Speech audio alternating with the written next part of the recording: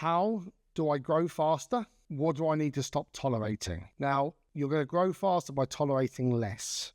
So most breakthroughs don't come from adding something new.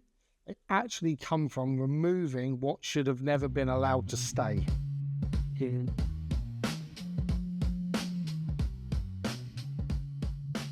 Hi, and welcome to the podcast. And in this podcast, I'm going to be talking about why most weeks don't move the needle and teach you a concept called the tolerance gap.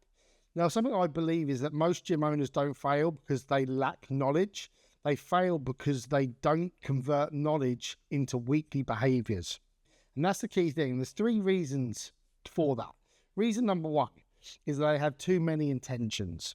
Too many intentions. They try doing everything every single week and they end up finishing nothing. Number two is no commercial pressure. Weeks pass on by with no money-focused actions. And then number three is no structural improvement. Same problems keep repeating month on month, month on month, month on month. So think about it in this way. If your business looks the same this Friday as it did last Monday, the week essentially is wasted. So let's go into the tolerance gap, and it's a psychological teaching that I want you to grasp the concept of.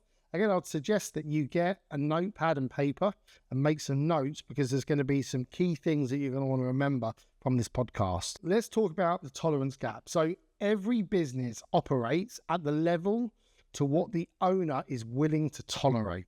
See, not what you want, not what you say, but what you actually tolerate. Then think of it in this sense. Your standards aren't defined by your goals. They're defined by the problems you allow to continue. Your standards aren't defined by your goals. They're defined by the problems that you allow to continue. And I'll give you some examples of some of the things that I've seen over the years. So, one, tolerating late payments in your business. Number two, tolerating poor follow-up. Tolerating low margin offers that you keep putting out to the market, tolerating messy diaries, tolerating underperformance from your staff and your team, tolerating clients that drain your energy, and tolerating unclear numbers inside of your business. So you're making business decisions through emotion and not fact. None of these feel dramatic. So if I put all of those in isolation of each other, none of them feel dramatic, but together they quietly cap the business. So remember, your business is a consequence of lots of different things that compound over time. And all of those individual things don't feel dramatic. But if you're doing multiple areas that I've just gone through and you're tolerating multiple changes there, then that will compound through your business. So remember this, the brain adapts to whatever you tolerate.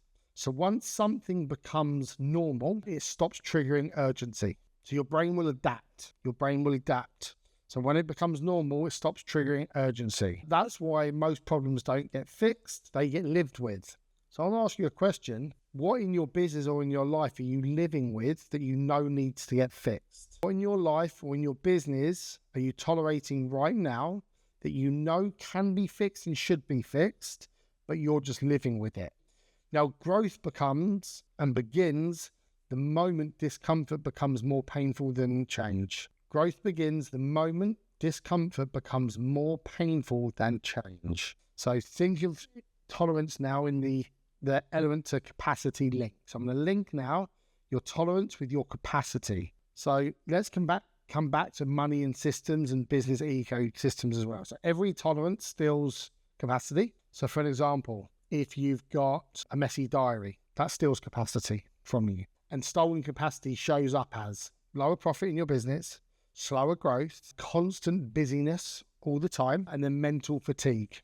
You're spinning loads of plates, you're distracted. When we raise our standards, we don't just improve the business, we free up energy, confidence, and momentum. So your job is to raise the standards of how you operate by tolerating less. The less you tolerate, the higher your standard will naturally come. Now, I'm going to go through a bit of an exercise with you. It's going to take about 3 minutes, and I want you to do this work. I don't just want our podcast to be listening. I want you to think about it so you get something from it where you actually do some work as well. So I want you to write down one thing in your business that you're currently tolerating that you know you shouldn't be.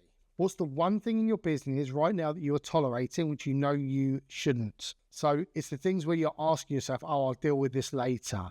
That's just how it is. I don't want to have an awkward conversation with someone. I'll fix it when things calm down a little bit.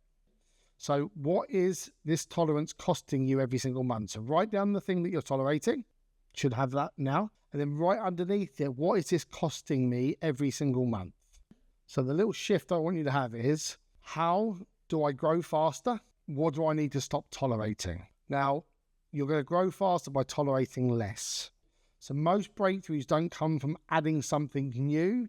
They actually come from removing what should have never been allowed to stay.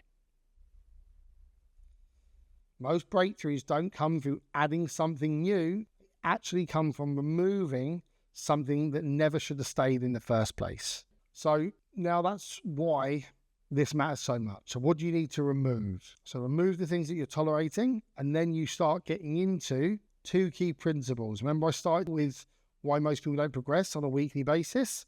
I want you to progress with 2 things. Number 1, what's my number 1 money action this week? Number 1. That's you essentially refusing to tolerate poor commercial discipline. If you don't have your lens on as a business owner, producing more money, more revenue, the opposite side to that is you are tolerating poor commercial discipline.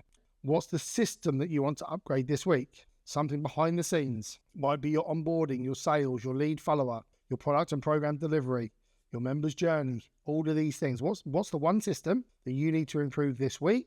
And if you don't improve that, the opposite side is you are tolerating, that you're refusing to tolerate chaos and inefficiency. So if you start to work on the systems, you're refusing to tolerate chaos and inconsistency inside of your business. This is not admin, this is leadership.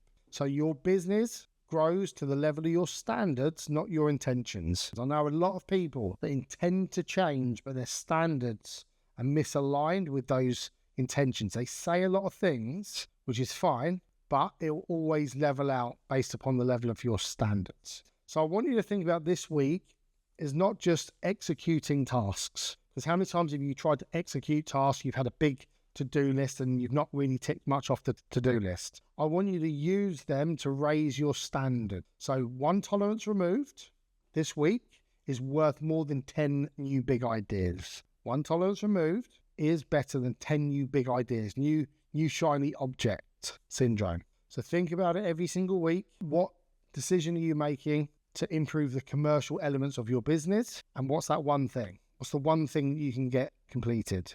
And then 1 system. How do you make your business better? I hope that gave you some great insights. I hope you found it really valuable.